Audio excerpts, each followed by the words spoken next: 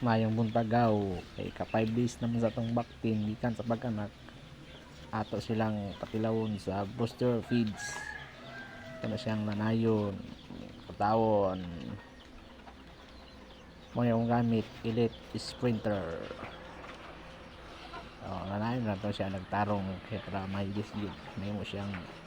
malapot-lapot gid kay siya kayo tulog pa kayo akong mga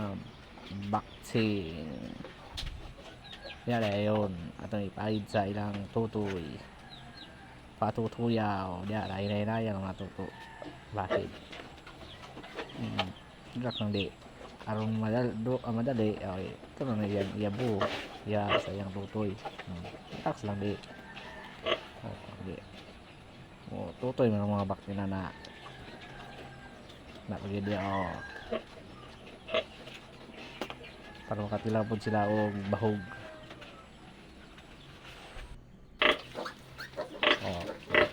tutoy ang mga baktin para makatilaw pa sila og bahog na booster feeds. Ito na siyang buhaton 5 to 8 days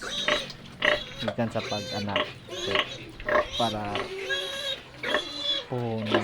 makatilaw na sila ang sa lami sa bahog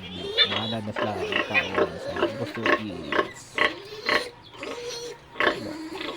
Iyago na niya iurot na siya kaya hindi ang sayang ito mo lang tutoy ang atin ito naman kadlaw na sila gikan sa pag-anak sakto baka ni siya